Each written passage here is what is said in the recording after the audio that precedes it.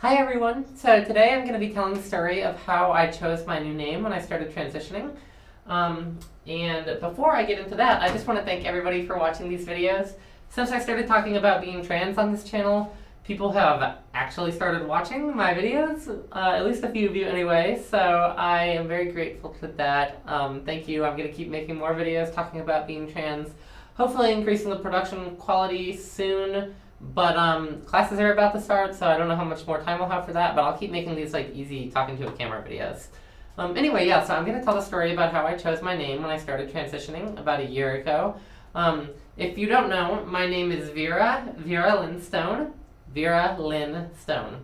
Right. And I actually chose that name a couple years before I started transitioning, weirdly enough, before I even knew I was trans, and that's all part of the story. But so I guess I'll go through the aspects of my name one by one. So Vera is the name that my mom would have given me if I was born assigned female at birth. And you know, I asked her that a few years ago. Didn't know I was trans, didn't know I was like actually a girl, but I was so curious what my mom would have named me if I was a girl. And so I've known that for a while, that that's what she would have named me. And you know, I think that's something that trans girls or trans people just in general experience a lot, and it's not something I think, it's just something I know of being like in the trans community, is that name dysphoria is a real thing. Nobody wants to be called their dead name usually. I mean, some people will choose to keep their birth name and not turn it into a dead name and choose a new name, but obviously lots of people change their name, their old name is dead, it becomes their dead name, and a lot of people struggle with like dysphoria for their dead name, and just their whole life they don't like hearing the name, and it's just like they don't ever feel like it really suits them, or they don't feel like they're connected to it. And that was very much the case for me. I never really liked my dead name very much, and it made me really interested in pseudonyms, honestly. Like, I would come up with so many pseudonyms for myself as a kid.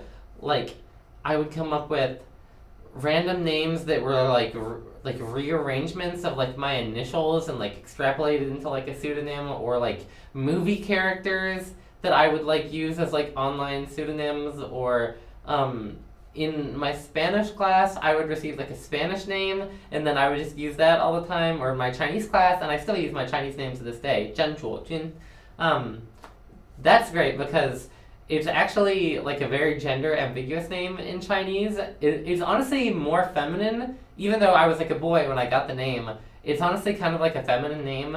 I'm not going to talk about that too much right now, but I really love my Chinese name too. Zhen Zhuo Jun, or just Zhuo Jun is the given name.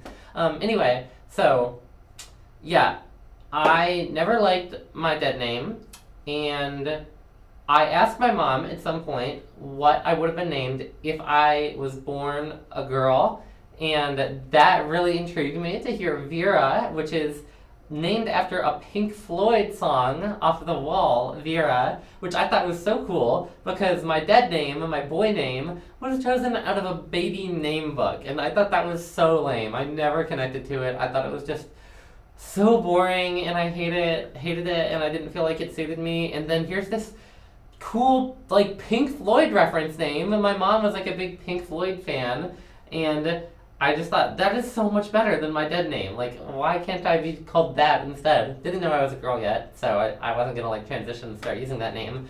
But then I decided, okay, well, I'm a boy ostensibly, and so I could make it Vero instead of Vera. Like, that's not really like a commonly used name, but I just thought, okay, just turn it from an A to an O and make it like for a boy or whatever, because I guess I'm a boy. And then I started using that as like a pseudonym, like the same way as the other ones, just like for online stuff or just for fun. And I would use it to release music under on my SoundCloud account. And then I'll explain Stone really quick too. So Stone isn't actually my legal surname.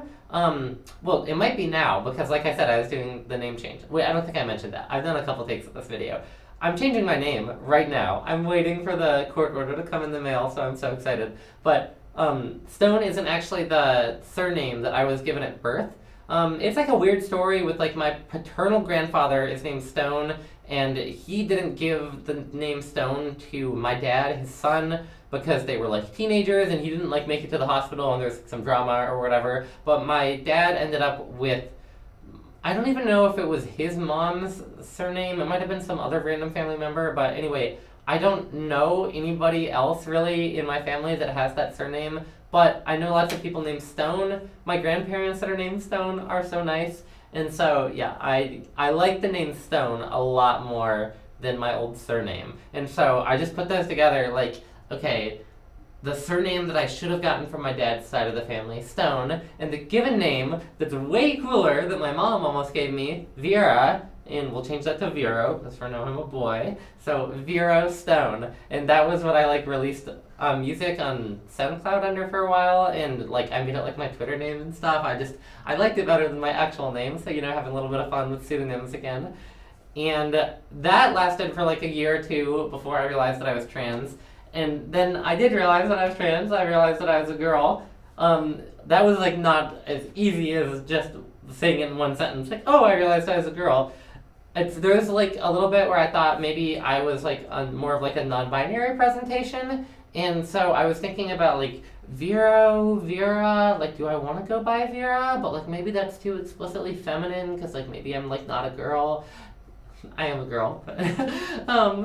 And so I thought, okay, I could make it gender neutral by just saying Veer. Instead of Vera or Vero, just Veer, just V-E-R, which doesn't make, like, no, that's not a name that anybody uses, which is, like, kind of confusing for people. And it's not, like, very phonetically intuitive based on the spelling. But I like that it was unique. I like that it was, like, gender neutral. And I could just make it, like, a nickname for Vera if I wanted.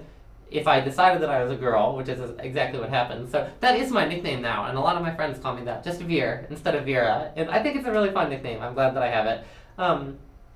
But yeah, so I chose Veer/Vera just because it was the name that my mom would have given me. And, I'm not going to get into my whole relationship with my parents right now, but that's like something that is kind of meaningful to me, that it was like a name that technically my mom chose. It wasn't just like out of thin air, and it has like a cool origin from the Pink Floyd song. And then that gets into the origin of my middle name, actually, Lynn.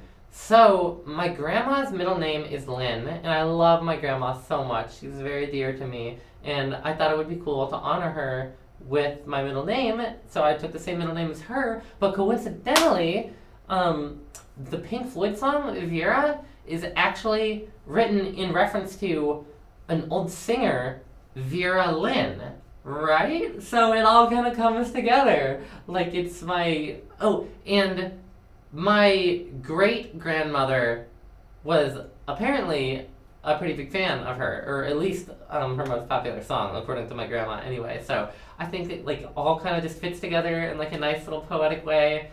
Vera from my mom, from the Pink Floyd song, from Vera Lynn, and then Lynn from my grandma, and then from Vera Lynn, and then Stone from my dad's side of the family. And I could talk for a few minutes. I don't think I'm going to, but I could talk for a few minutes about like how cool like the Stone family is.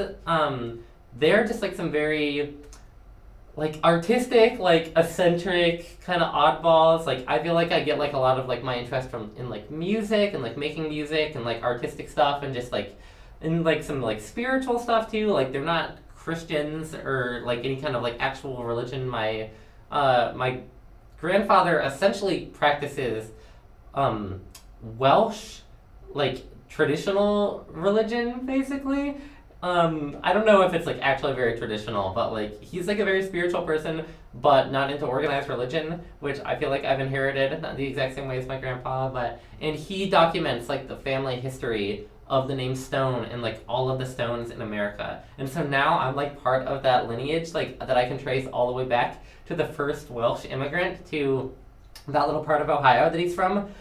Apparently, I don't think that dude was a very good guy, and he married a Crow Indian woman, so I guess I'm like a very, very small percentage descended from Crow Indians, like 1% at least. Anyway, long history with the Stone name, and I think it sounds cool, so it's just Vera Lynn Stone. And I just love that name so much. I love that I chose it. I love that it's meaningful to me in so many ways, and I like it way better than my dead name, that's for sure. So yeah, that's how I got my name. That's how I chose my name. Vera Lindstone. Proud of myself for that one. Okay, cool. So that wraps up the story. I hope that you guys enjoyed it. I know it wasn't like a super like high concept like trans issue, like, oh, like what is it like to think about like passing all the time, or what is it like to do voice training. This is kind of just more of like a personal story. So I hope that like maybe like returning viewers to my channel will appreciate it. I don't think that the algorithm will pick it up quite as much as the other videos, but just like a little fun story to tell. And you know, if you are a new viewer and the algorithm did somehow show it to you, thanks for watching, and check out some other videos if you're trans and you want to hear me talking about being trans. Alright, I'm going to stop rambling now. Thanks, bye!